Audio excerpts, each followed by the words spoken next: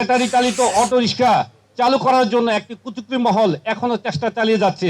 সেই ব্যাপারে আমি আপনাদের বিশেষ দৃষ্টি আকর্ষণ করছি।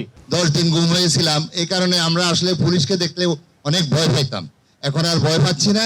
ধর্ষণ, খুন, হাজানি এগুলো কিন্তু অতিমাত্রায় বেড়ে গেছে।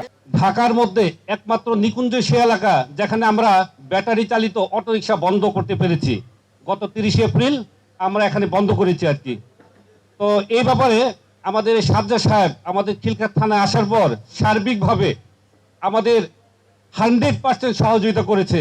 এই জন্য আমি বর্তমান ওসি এবং খিলক্ষেত থানা পুলিশকে বিশেষ ধন্যবাদ জানাতে চাই। এবং এই ব্যাটারি চালিত অটোরিকশা চালু করার জন্য একটি কুচক্রী মহল এখনো চেষ্টা চালিয়ে যাচ্ছে। সেই ব্যাপারে আমি আপনাদের বিশেষ দৃষ্টি আকর্ষণ করছি।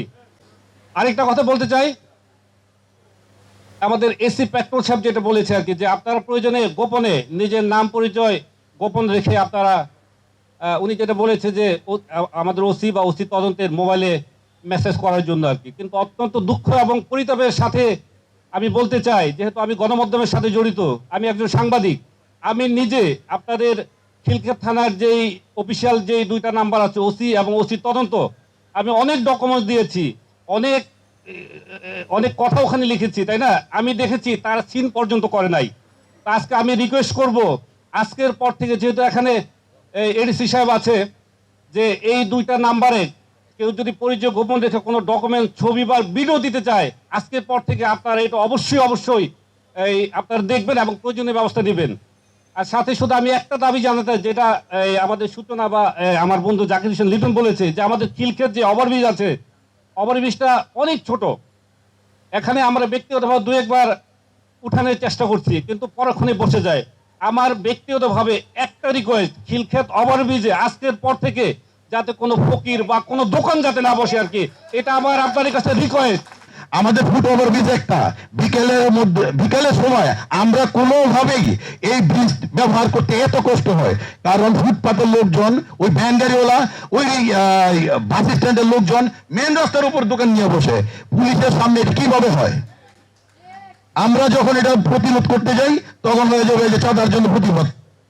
আরেক শ্রেণীর লোকজন আছে যারা এটাকে ভিন্ন চোখে দেখতে পারে, এটা স্বাভাবিক। কিন্তু পুলিশ যদি সহযোগিতা করে, পুলিশ যদি ওই জায়গায় অবস্থান করে, তাহলে এই ক্লেমগুলো আসার কথা না।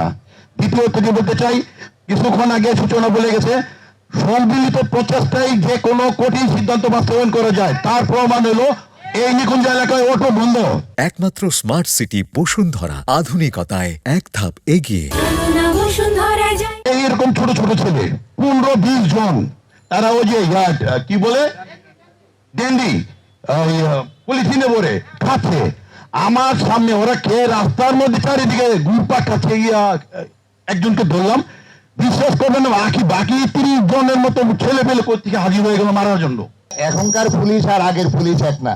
তবে আমরা খুবই দুঃখিত, গত সনের যে পুলিশের উপরে যে অত্যাচার বা নির্যাতন হয়েছে তাদের উপরে, এই জন্য আমরা আসলে দুঃখিত। এখন পুলিশের কাছে যা সহযোগিতা পাচ্ছি, আসলে এটা আশ্চর্যজনক। আমি নিজেও গুম হয়েছিলাম, 10 দিন গুম হয়েছিলাম, এই কারণে আমরা আসলে পুলিশকে দেখলে অনেক ভয় পাইতাম, এখন আর ভয় পাচ্ছি না। তো যাক, আপনাদের অনেক সহযোগিতা করতেছেন আমাদেরকে।